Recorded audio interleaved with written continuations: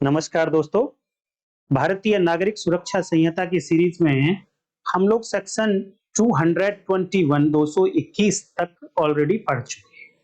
तो आज की वीडियो में बारी होगी सेक्शन नंबर 222 और ये बात करती है प्रोसिक्यूशन फॉर डिफामेशन। जो मानहानि के अपराध होंगे उनका अभियोजन कैसे होगा। इस वीडियो को देखते देखते हम लोग इन पॉइंट्स पर भी बात करेंगे कि अगर मान लो कोई व्यक्ति मर जाता है और उसके बारे में किसी ने मानहानि भरे कोई शब्द कह दिए, कोई स्टेटमेंट जारी कर दिया है, तो क्या जो उससे कनेक्टेड लोग हैं वो लोग कंप्लेंट कर सकते हैं? क्या वो प्रोसिक्यूशन कर सकते हैं? क्या मान लो किसी जैसे कि पीछे हुआ था कि बापू आसाराम अरेस्ट हुए थे तो उनके बारे में बहुत सारे डिफामेटरी स्टेटमेंट कहे जा रहे थे, तो क्या उनके जो अनुयायी हैं, जो उनके डिसिपल्स होंगे, क्या वो कंप्लेंट कर सकते हैं? उनकी कंप्लेंट पर केस हो सकता है क्या? अगर किसी के पिताजी के अगेंस्ट डिफामेटरी स्टेटमेंट कहे गए तो क्या उसका बेटा कंप्लेंट कर सकता है क्या? इस तरीके की बहुत सारी बातें आज हम लोग इस सेक्शन में देखने वाले हैं। तो दोस्तों, आपसे मैं उम्मीद करता हूं कि आप लोग वो मोटा रजिस्टर जो आपने भारतीय नागरिक सुरक्षा संहिता के लिए बनाया है उसे आप लेकर बैठे होंगे और जो रेलेवेंट पॉइंट्स हैं उनको भी आप नोट करेंगे। तो चलिए शुरुआत करते हैं सेक्शन 222। और ये पहले जब सीआरपीसी हुआ करती थी तो उसमें ये सेक्शन थी 199 199 सीआरपीसी। और इसके क्या क्या चेंजेस आए हैं उस पर भी मैं बात करता रहूंगा धीरे धीरे। तो इसके देखिए सेंटेंस क्या कहते हैं। देखिए पीडीएफ इंग्लिश में है तो ऐसा नहीं है कि मैं इंग्लिश में ही बात करेंगे, हम हिंदी और इंग्लिश दोनों में बात करेंगे। जो भी ऑफिशियल वर्ड हिंदी के होंगे मैं उन्हें यहाँ पर यूज करने की कोशिश करूंगा। यहाँ पर सबसेक्शन 1, अच्छा ध्यान रखिए इसमें टोटल 5 सबसेक्शंस हैं और 5 सबसेक्शंस होने के कारण ये सेक्शन बड़ी तो हो जाएगी, लेकिन आप ये बिल्कुल मत समझिए कि वो आपको याद नहीं होगी, साथ के साथ याद भी हो जाएगी। क्योंकि इस सेक्शन में सेक्शन 222 में दो सबसेक्शंस इंपॉर्टेंट हैं, सबसेक्शन 1 एंड सबसेक्शन 2। और जो आगे की सबसेक्शंस हैं 3, 4, 5 एंड 6, ये कनेक्टेड सेक्शंस हैं सबसेक्शन 1 या सबसेक्शन 2 से ही। तो इसलिए काफी आसान होगा और जिस तरीके से मैं बताऊंगा आप लोगों को तो याद करना भी आसान होगा, उसी तरीके से आप याद रखने की कोशिश करिएगा। सबसेक्शन 1 में ये कहा गया, ये सेक्शन चैप्टर नंबर 15 में है, 15 BNSS, जहां पर कहीं ना कहीं कॉग्निजेंस पर रिस्ट्रिक्शंस लगाए गए हैं, प्रतिबंध लगाए गए हैं कि कोई कोर्ट कॉग्निजेंस नहीं लेगी। अगर कोर्ट कॉग्निजेंस लेना चाहती है तो पर्टिकुलर सोर्स होना चाहिए कॉग्निजेंस का।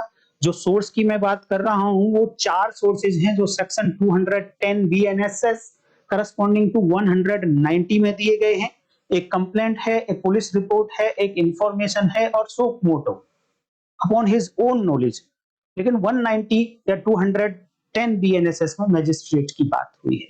लेकिन यहां पर देखिए क्या कहा गया है सबसेक्शन 1 में, no court shall take cognizance of an offence punishable under section 356 of Bharatiya Nyaya संहिता 2023।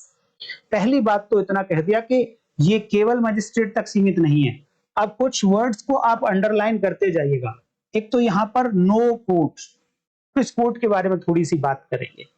और ये सेक्शन 356 ऑफ बीएनएस, ये भी आपको पता होना चाहिए। ये जो 350 बीएनएस है ये पहले चैप्टर नंबर 21 आईपीसी में हुआ करती थी और यहां पर टोटल 4 सेक्शंस थी, 499 से लेकर 502 तक। ये टोटल 4 सेक्शंस थी यहाँ पर, चारों की चारों डिफामेशन से बात करती थी, डिफामेशन की डेफिनेशन, और फिर उनको पनिशेबल बनाया गया था कि किस किस तरीके से वहां पर दंड दिया जाएगा।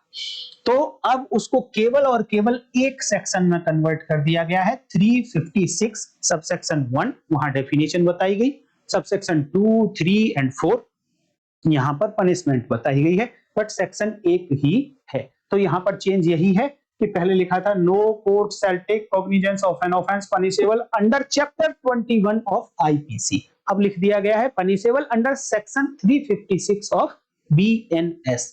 ये इस लाइन का मतलब है कि किसी भी कोर्ट को पावर नहीं दी गई है कि आप कॉग्निजेंस ले लें, जैसा कि सेक्शन 210 BNSS में बताया गया। हाँ, ये बताया गया कि अगर आपको कॉग्निजेंस लेना है तो उन 4 सोर्सेज में से केवल एक सोर्स पर कॉग्निजेंस ले सकते हैं आप, और वो है except upon a complaint made by some aggrieved person by the office. तो यहां कहा गया कि हाँ, आप उन 4 में से अपनी मर्जी से किसी सोर्स पर कॉग्निजेंस नहीं ले सकते। आपको अगर कॉग्निजेंस लेना है तो आपके पास क्या होनी चाहिए?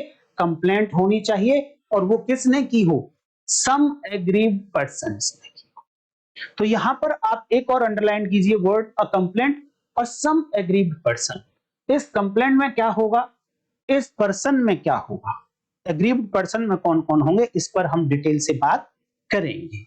देखिए, जब जब ये बात आएगी कि एग्रीव्ड पर्सन की कंप्लेंट पर ही कॉग्निजेंस लिया जाएगा, तो आप अपने माइंड को थोड़ा वाइड कर लीजिए कि वो सम एग्रीव्ड पर्सन है।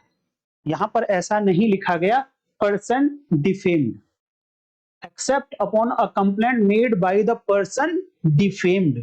जिसकी मानहानि की गई है उस व्यक्ति की कंप्लेंट पर कॉग्निजेंस होगा, ऐसा नहीं लिखा गया है। यहां पर लिखा गया है कि सम पर्सन एग्रीव, कोई व्यथित व्यक्ति, ऐसी मानहानि से कोई व्यथित व्यक्ति कंप्लेंट करेगा, देन कोर्ट कॉग्निजेंस लेंगे उस कंप्लेंट पर। क्लियर बात यहां तक? इनको डिटेल में देखेंगे, कोर्ट क्या है, कंप्लेंट क्या है और एग्रीव्ड पर्सन कौन कौन होंगे। तो जब एग्रीव्ड पर्सन की जहां जहां बात हो तो आपका माइंड ये भी जाना चाहिए कि मान लो एग्रीव्ड पर्सन कोई बच्चा है, बच्चे का भी तो डिफामेशन हो सकता है, तो वो कंप्लेंट कैसे करेगा? एग्रीव्ड पर्सन मान लो कोई ऐसा व्यक्ति है जो अपनी मेंटलिटी उसकी ठीक नहीं है, देन वो कैसे कंप्लेंट करेगा? एग्रीव्ड पर्सन मान लो कोई ऐसा है जो वुमेन है और उसके जो रीति रिवाज हैं वो उसको बाहर निकलने के लिए अलाउ नहीं करते हैं, देन वो लेडी कंप्लेंट कैसे करेगी? तो इसके लिए प्रोवाइजो यहाँ सबसेक्शन 1 में ऐड किया गया, और इस प्रोवाइजो में ये बताया गया है कि अगर वो एग्रीव्ड पर्सन ऐसा है जैसा कि मैंने अभी बताया, देन उसकी जगह पर कोई दूसरा व्यक्ति कंप्लेंट कर सकता है कोर्ट को, लेकिन कोर्ट की परमिशन से करेगा। जब उस कोर्ट के पास वो एक एप्लीकेशन लगाएगा और कारण बताएगा कि वो एग्रीव्ड पर्सन क्यों नहीं आ रहा है कंप्लेंट करने, उन कारण को कोर्ट चेक करेगी, और उन कारण को चेक करने के बाद कोर्ट अगर परमिट कर देती है इस व्यक्ति को, yes you can make complaint, then ये व्यक्ति कंप्लेंट कर सकता है, चाहे ये एग्रीव्ड पर्सन नहीं है। तो देखिए क्या लिखा गया है प्रोवाइजो में, provided that where such person is a child. Such person का मतलब क्या है? जब वो व्यक्ति जो एग्रीव्ड पर्सन है, वो व्यक्ति कैसा है? एक बच्चा है, चाइल्ड है, और चाइल्ड की डेफिनेशन के अकॉर्डिंग जो भारतीय न्याय संहिता में आपको देखने को मिलेगी, the person below the age of 18 years, जिस व्यक्ति की अभी तक उम्र 18 साल नहीं हुई है वो व्यक्ति चाइल्ड कहलाएगा। और अगर वो एग्रीव्ड पर्सन चाइल्ड है, एग्रीव्ड पर्सन का मतलब ये नहीं है, फिर से ध्यान रखना, कि जिसका डिफामेशन किया गया है, नो, उस डिफामेशन से जो पर्सन एग्रीव है वो पर्सन है यहां पर, और वो पर्सन अगर व्यक्ति जो है वो चाइल्ड है, तो कौन कंप्लेंट कर सकता है? अगर वो व्यक्ति इज अनसाउंड माइंड, वो उतने साउंड माइंड का नहीं है कि जो कंप्लेंट कर सके, कहीं ना कहीं मेंटल प्रॉब्लम उसको है, या वो व्यक्ति इज हैविंग इंटेलेक्चुअल डिसेबिलिटी। ये अनसाउंड माइंड की जगह पर पहले इडियट वर्ड यूज हो रखा था, इन इंटेलेक्चुअल डिसेबिलिटी वाले वर्ड की जगह पहले ल्यूनेटिक वर्ड यूज हो रखा था। अब इनको चेंज करके unsound mind and having intellectual disability. Intellectual disability का मतलब है कि कभी कभी वो व्यक्ति ठीक हो जाता है और कभी कभी उसको नहीं पता हो रहा है, कभी कभी उसको पता नहीं होता है कि वो जो एक्ट कार्य कर रहा है उसके कार्यों के परिणाम क्या होंगे। तो ऐसे व्यक्ति को इंटेलेक्चुअल डिसेबिलिटी कहा जाता है। पूरे तरीके से डिसेबल नहीं है, 3 टाइप के व्यक्ति अभी हुए, या फिर वो व्यक्ति इज फ्रॉम सिकनेस और infirmity unable to make a complaint. अगर वो व्यक्ति बीमारी के कारण, अगर वो व्यक्ति कमजोरी के कारण कंप्लेंट करने में सक्षम नहीं है, तो भी कोई दूसरा व्यक्ति कंप्लेंट कर सकता है। या फिर वो aggrieved person is a women, और सारी वुमेन नहीं, ऐसी women according to the local customs and manners ought not to be compelled to appear in public। वो ऐसी स्त्री है कि उसके जो लोकल कस्टम्स हैं, रीति रिवाज, रूढ़ियां हैं, वो परमिट नहीं करती हैं। उन रीति रिवाज को देखते हुए उससे ये नहीं कहा जा सकता, कंपेल नहीं किया जा सकता, उस पर जोर नहीं डाला जा सकता कि तुम ही आइए और कंप्लेंट करिए। ये सब एग्रीव्ड पर्सन है। इतने सारे अगर एग्रीव्ड पर्सन अगर इस टाइप के हैं, तो प्रोवाइजो ने कहा कि some other person may make a complaint on his or her behalf but with the leave of the court. कोई दूसरा व्यक्ति ऐसे एग्रीव्ड पर्सन्स के बिहाफ पर कंप्लेंट कर सकता है, बट विद द कंडीशन कि पहले उसको कोर्ट से लीव लेनी पड़ेगी, कोर्ट से परमिशन लेनी पड़ेगी ऐसा करने के लिए। तो सबसेक्शन 1 के बारे में अब आप समझ गए होंगे कि जनरल बात ये कही गई कि कोई भी कोर्ट अगर मानहानि के अपराध का कॉग्निजेंस लेना चाहती है, तो उस मानहानि से जो व्यथित व्यक्ति है, उस मानहानि के अपराध के कारण जो एग्रीव्ड पर्सन है, उस एग्रीव्ड पर्सन की कंप्लेंट पर ही कॉग्निजेंस ले सकती है।